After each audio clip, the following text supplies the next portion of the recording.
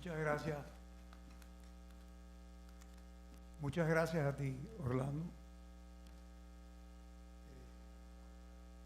Quiero expresar mi más sincero agradecimiento a la Asamblea de la Resistencia Cubana y a los organizadores de este encuentro por la invitación para compartir con ustedes algunas reflexiones sobre un tema que ha ocupado prácticamente toda mi vida, la agricultura. Vengo a hablar de la experiencia. Mi primer trabajo fue a los 17 años, se me encomendó la administración de una finca lechera donde se ordeñaban diariamente 300 vacas, 50 de ellas de raza pura. Desde entonces, toda mi vida he estado ligada a la agricultura. Actualmente, hoy continúo administrando una empresa de aproximadamente 1.500 hectáreas dedicadas a la producción de madera, coco, cacao, cultivos menores, además de una importante actividad ganadera. Algo que creo que es relevante para Cuba es que desde el 97 trabajo también en el desarrollo de la raza Cenepol, un Bostaurus adaptado al trópico cuya genética, a mi entender, puede tener un futuro muy promisorio en la ganadería cubana. Les voy a hablar de lo siguiente, primero del potencial agrícola de Cuba, la realidad actual, tecnología y recursos humanos, algunas recomendaciones sucintas y una conclusión. Antes de empezar con esto, quiero compartir una frase del economista norteamericano Thomas Sowell que me hizo reflexionar profundamente. La pobreza es el estado original de la humanidad. Es la riqueza y no la pobreza lo que necesita explicación. El antípoda de esa reflexión me llevó a plantearme una pregunta: ¿cómo es posible que un país con los mayores potenciales agrícolas del Caribe haya llegado al extremo de no poder alimentar a su propio pueblo? Y eso es lo que quiero analizar con ustedes. El potencial agrícola de Cuba, y para responder a esta pregunta debemos partir de un hecho fundamental. Cuba no es un país pobre en recursos agrícolas. Por el contrario, posee condiciones naturales extraordinarias para la producción de alimentos. Ya en el año 57, el geógrafo e historiador cubano Leví Marrero, una de las mayores autoridades en la geografía económica de nuestro país, escribió: apenas, en el 57, apenas está cultivada una tercera parte de los suelos de primera calidad de Cuba. Esta observación fue hecha hace 70 años y desafortunadamente no creo que la situación actual sea mejor.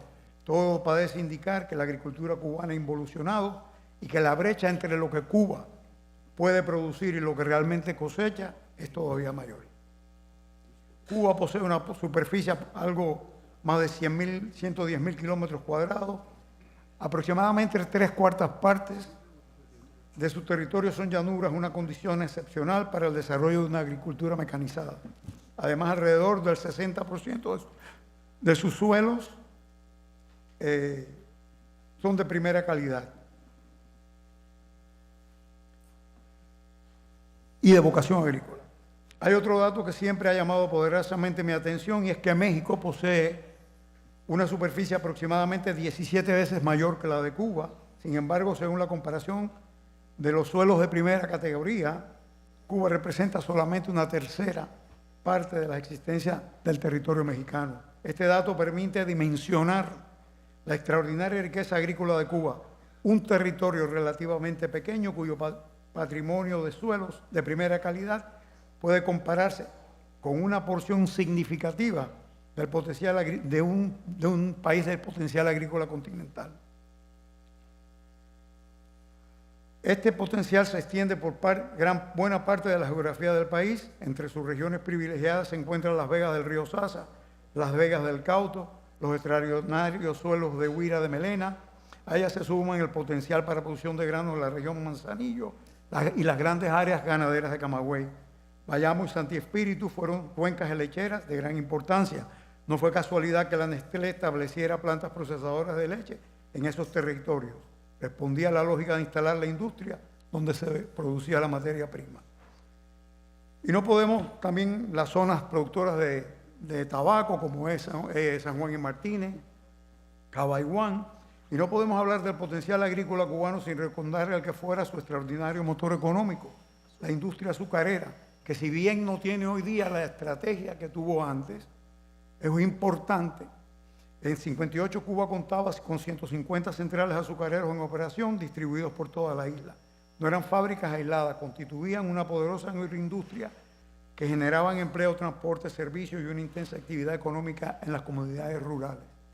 El azúcar no tiene la importancia que tenía en ese tiempo, pero la producción azucarera, no estamos hablando de incentivar el monocultivo, no tan solo es buena porque la caña es una planta noble que se da en una gran variedad de suelos, a diferencia de otros cultivos que tienen requisitos agronómicos mucho más exigentes, pero además de ella se produce el etanol, que se puede mezclar con la gasolina, producción de energía a través del bagazo y una gran fuente de empleo porque es mucha el área que se puede sembrar de caña.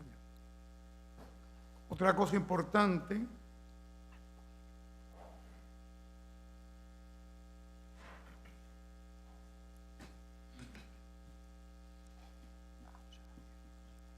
la realidad actual.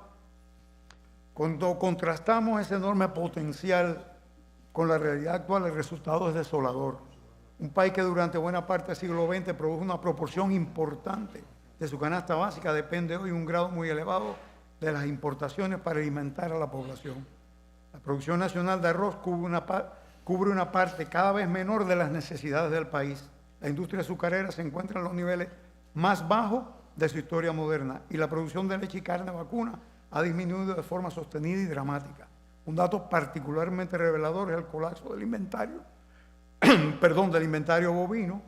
En la década de los 50, Cuba contaba con aproximadamente 6 millones de reses para una población cercana a 6 millones de habitantes, lo que equivale a prácticamente a un animal una res por habitante. Hoy, con una población mayor, el hato ganadero se ha reducido a menos de la mitad. Hay una regla muy sencilla que aplica a la ganadería particularmente y que Cuba es muy interesante porque puede ser una fuente de proteína nacional muy importante para Cuba, ya que depende fundamentalmente de pasto y el valor agregado que tiene la economía es muy alta, a diferencia, por ejemplo, de los pollos o los puercos, que dependen de granos importados, soya y otros granos que hay que importar para su producción.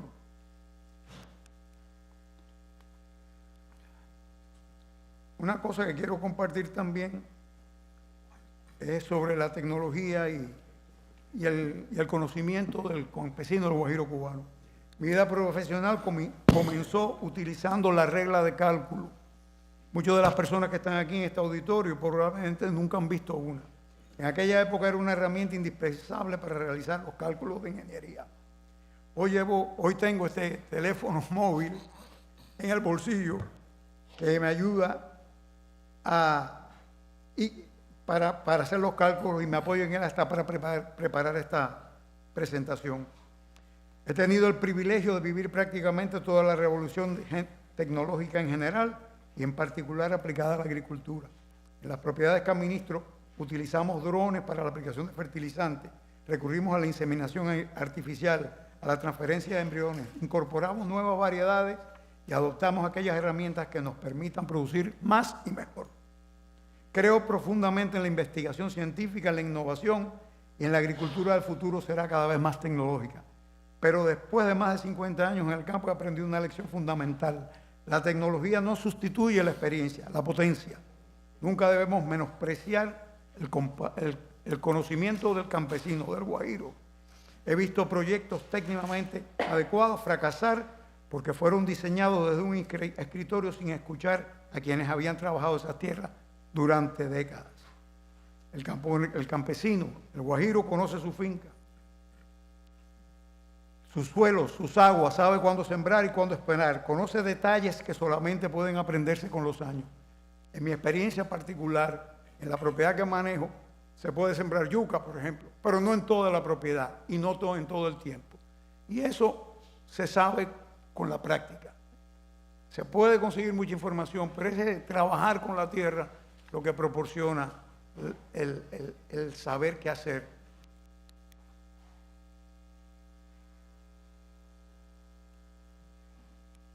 sobre cómo comenzaría la reconstrucción. Yo no considero que la reconstrucción agrícola de Cuba debe hacerse a través de una planificación central, porque dos cosas que creo pertinentes a lo que estamos tratando en general y particularmente la agricultura es la eliminación de la burocracia y de la impunidad. La burocracia, entonces, para mí, lo primero que habría que hacer es recorrer Cuba, visitar sus regiones productoras, caminar las fincas, observar los cultivos y sobre todo conversar con los guajiros, porque nadie conoce mejor la tierra que quien ha trabajado en ella toda la vida. Antes de hablar de lo que considero indispensable, hay muchas otras cosas, pero que yo considero indispensable, creo que existe una condición fundamental. El productor agrícola debe tener la libertad para decidir qué producir, cómo producirlo y a quién vender el fruto de su trabajo. A partir de esta libertad, existen tres condiciones que considero muy importantes para la recuperación del agropecuario. La primera es la infraestructura. Hace algunos años un senador de la República Dominicana me preguntó cuál era, a mi juicio, el principal incentivo que podía ofrecer el gobierno para aumentar la producción agrícola. Mi respuesta fue inmediata: reparen los caminos. Donde llega un camino, comienza el desarrollo. Lo he visto más de una vez. Cuando se construye una vía de comunicación, aparecen nuevas inversiones, mejora la producción, aumenta el valor de la tierra y progresan las condiciones de vida de las comunidades. La segunda condición, muy importante y relevante en el caso cubano, es la seguridad jurídica de la tierra. La agricultura exige inversiones que muchas veces tardan años en recuperarse. Nadie siembra un cultivo permanente, desarrolla una ganadería o establece una plantación forestal si no tiene la certeza de que podrá disfrutar del fruto de su esfuerzo de manera legítima y protegida. Y otra cosa muy importante, que la he vivido y la he discutido y la he trabajado, es el acceso al financiamiento. La agricultura conlleva riesgos naturales que hacen que la banca privada sea a menudo poco propensa a prestar recursos al productor. Por eso es necesario crear mecanismos que incentiven ese financiamiento, como pueden ser incentivos fiscales a la banca privada o la creación de un banco agrícola. Y esto tiene que ver con lo que hablé de impunidad, porque generalmente los bancos agrícolas prestan a tasas muy por debajo de la tasa de financiamiento y es muy posible que eso no se utilice para otras cosas que no sean la agricultura. Conclusión. Volviendo a la frase de Sowell, Cuba tiene todas las condiciones para ser una nación productiva y próspera, particularmente en el sector agropecuario. La pobreza y las carencias que hoy vive el pueblo cubano no obedecen a la falta de recursos. La explicación de la escasez de alimentos de Cuba no está en la tierra, ni en el clima, ni en el agua. Hay que buscarla en las condiciones bajo las cuales produce el agricultor cubano. Puede ser ineficiencia, puede ser error, puede ser muchas cosas. Ahora, 70 años, yo, como todos los productores, cometo y he cometido errores. Pero 70 años es más que tiempo suficiente para enmendar, por lo que, y esto es una opinión, puede ser que esa ineficiencia no sea que ha pasado, ha sido un requisito para controlar de alguna manera el poder. Quiero terminar con una reflexión personal. Cuando mi madre murió, esto es algo personal, pero lo quiero compartir. Mi hermana me llevó una foto que ella guardaba en la Biblia, una foto que me tomaron a mí sembrando cuando tenía 30 años, hace muchos años ya. Y conociendo a mi madre estoy seguro que estaba en el Nuevo Testamento, en una parábola bellísima y que a mí me gusta mucho, que es la palabra del sembrador, la parábola del sembrador. Salió el sembrador a sembrar. Siempre me ha llamado la atención en esa parábola que la semilla es la misma. Lo que ha cambiado o lo que cambia es la tierra donde cae. Termino compartiendo con ustedes que Cuba es tierra buena. Vamos a sembrar a Cuba. Muchas gracias.